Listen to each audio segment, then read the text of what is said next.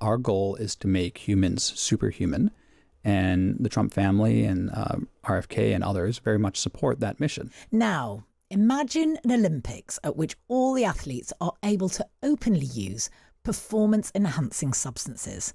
Well, that's the idea behind the Enhanced Games, which will take place in Las Vegas in May next year. Aron D'Souza is an Oxford-educated entrepreneur and lawyer, and he's also the founder of the Enhanced Games. Good afternoon, Aron. Afternoon to you. Thanks for having me on the show. Thanks so much for coming in. Aron, let's start. I mean, it sounds like a crazy idea. Where did it come from?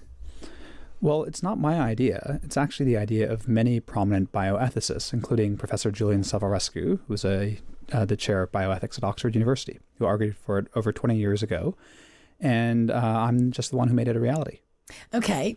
You say that the Enhanced Games are about the liberation of human potential made possible by science.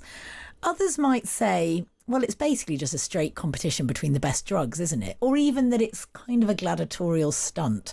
What makes it an important sporting competition to you?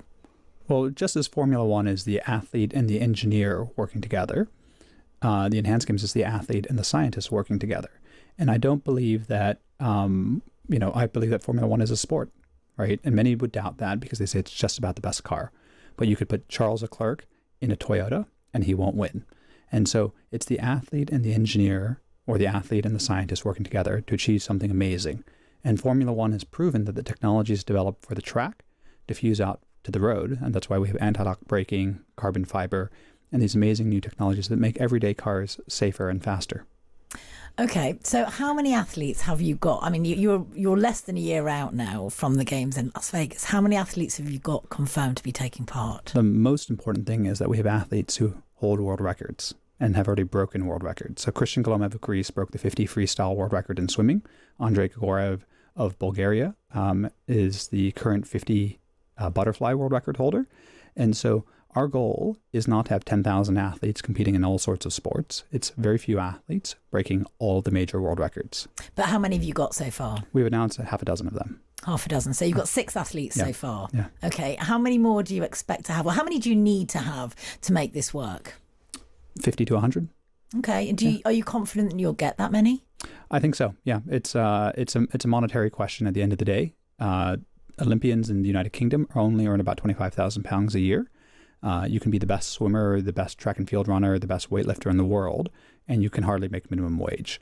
And so we're offering a compelling financial package to athletes. And if they break a world record, they get $1 million. Well, I want to ask you about that because as you've just said, athletes in this country aren't paid a huge amount of money, at least, not for their sport. Perhaps they make a little bit of more money by sponsorship when they do very well. Your prize money is enormous. As you said, £1 million bonus for breaking records, up to $500,000 per event.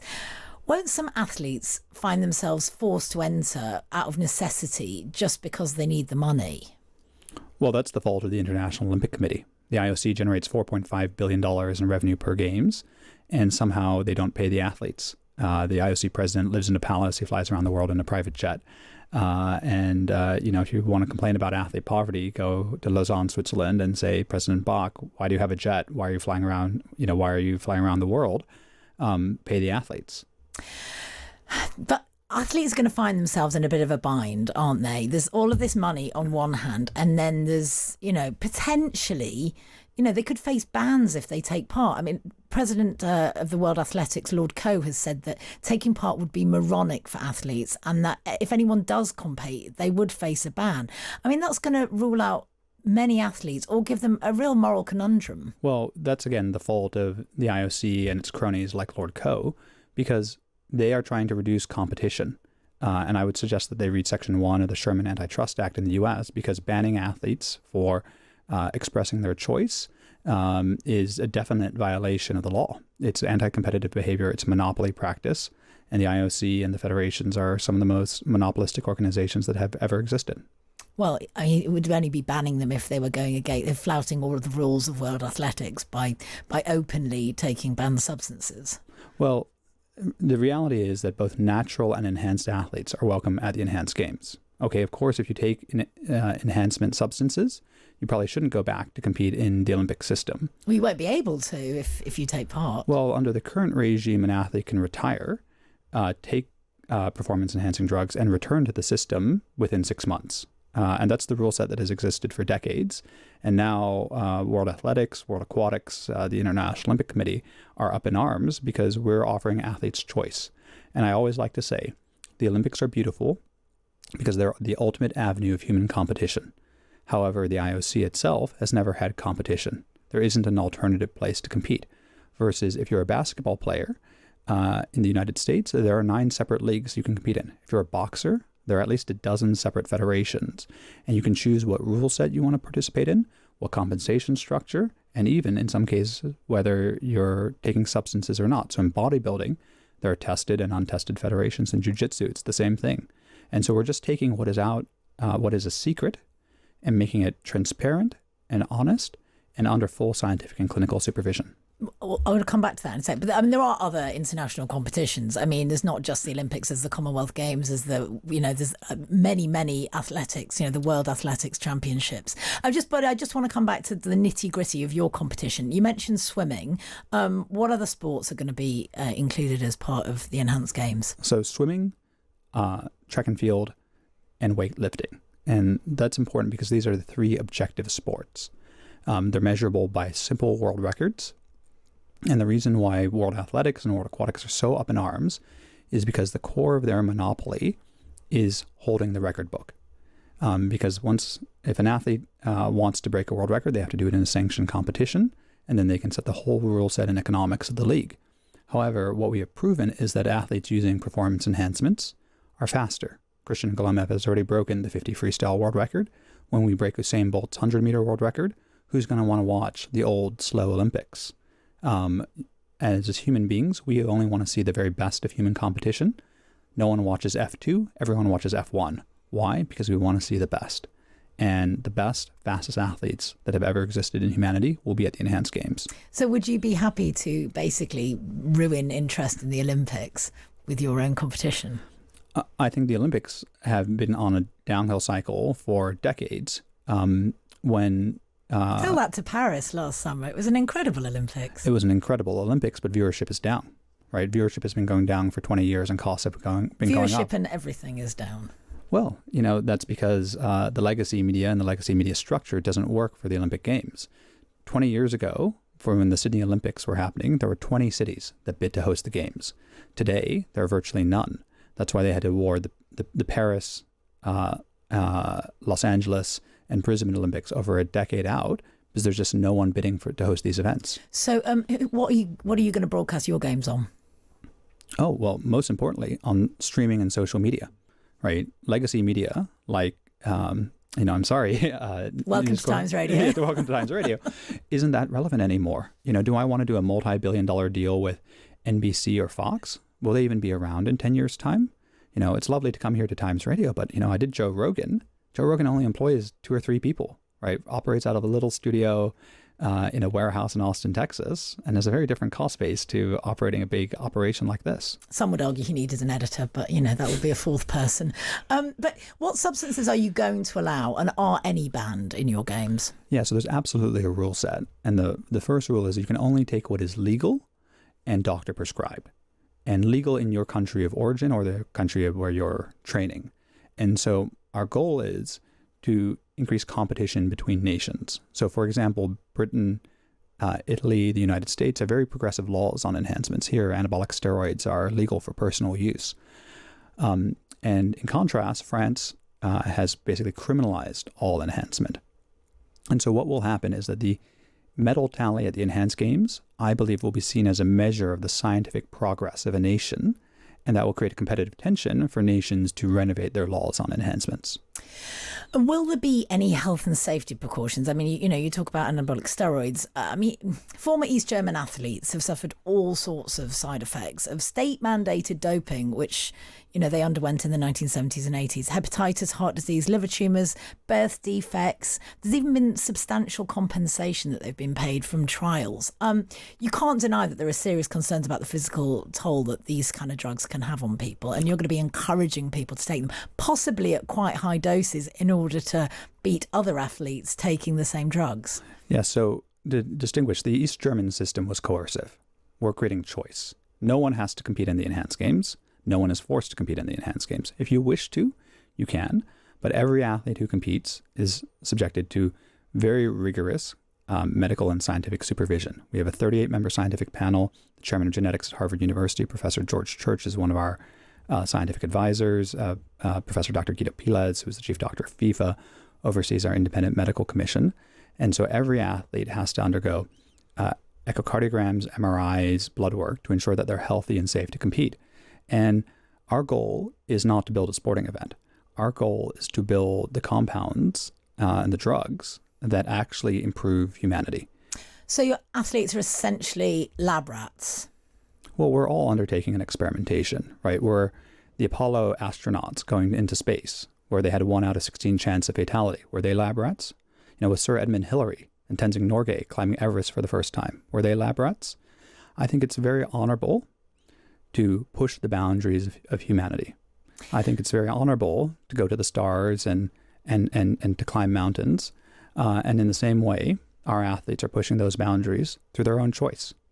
Do you see this as a sort of logical progression of things like biohacking? I guess this sort of extreme optimization of people like Brian Johnson and the rest of the sort of male wellness brigade. And I guess also, people using weight loss drugs, cosmetic procedures, and I guess it's sort of diminished the stigma around things like, steroids and amateur use and performance enhancing drugs in general. Yeah, that's exactly right. So you can walk into a doctor's office in Harley Street and say, I would like to have larger breasts, or I even like to be taller.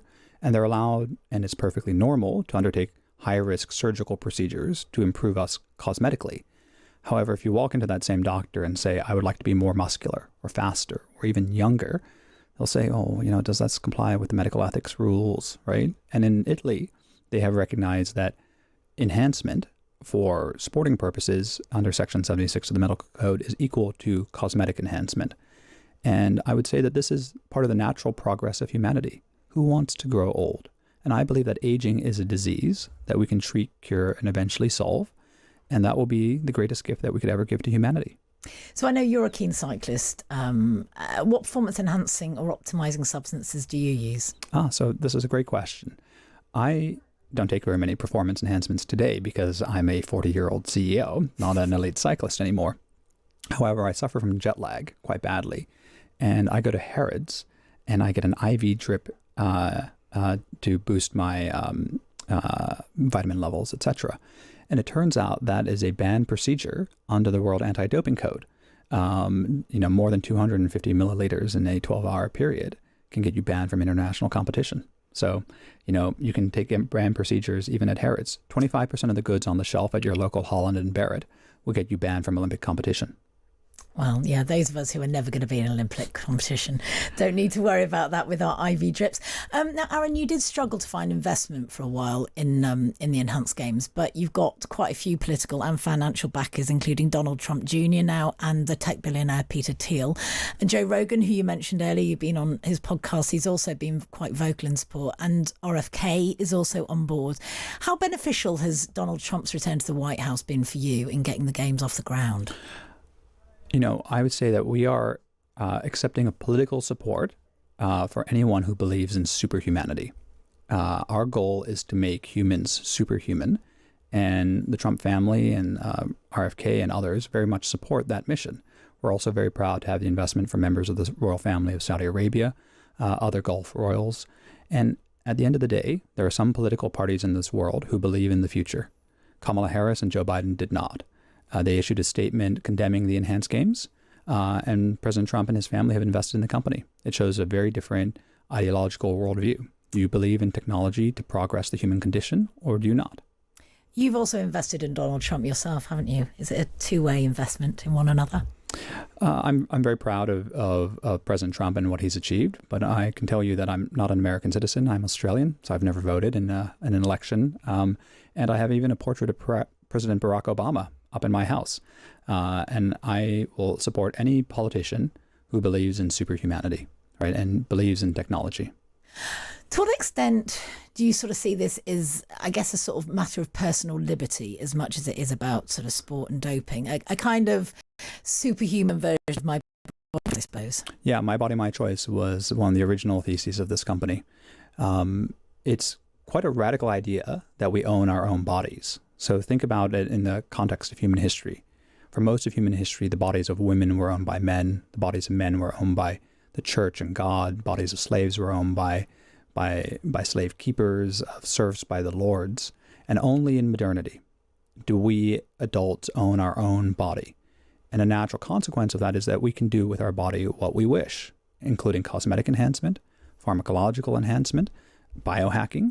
And I think this would be a very radical idea at another point in time, but I think it's a logical consequence of modernity. Even if it's possibly slightly dangerous. Aron, we did hear this week that Hulk Hogan, the professional wrestler, had died. And a few years back, it was reported that you were the mastermind behind Peter Thiel's kind of elaborate plot to bankrupt the Gawker website by funding Hulk Hogan's defamation suit, in which he won, we should say, damages of $115 million. Do you consider the closure of Gawker a victory? Yes, I think it was an immense victory. And now, more than a decade later, we recognize that the right to privacy, and the Hulk Hogan case was fundamentally about an unauthorized, surreptitiously recorded sex tape being published widely, as something not very appropriate. Like, the right to privacy is extremely important, and the privacy of one's own bedroom. So I'm very proud of the work that I did with Peter Thiel and with Hulk Hogan, and he was an extremely heroic individual. But you're quite adamant that enhanced games are about freedom. What about press freedom? Oh, I believe in responsible press freedom. Absolutely. Right. This is why I come on Times Radio. I speak to thousands of journalists. Right. I really admire the work that quality journalism does. And outlets like, the New York Times, the Wall Street Journal, they do fact checking. Right. They're very responsible. Gawker wasn't that. Gawker was substandard by every measure of it. It was a gossip blog that was made a business of publishing unsubstantiated rumors, particularly about people's sex lives. And everyone deserves a right to privacy, even some of the most important and famous people in the world. Thank you so much for your time this morning, Aron. It's fascinating stuff, and we really do appreciate you coming here it's afternoon. It's great to speak to you, and I look forward to hearing more as the games approach.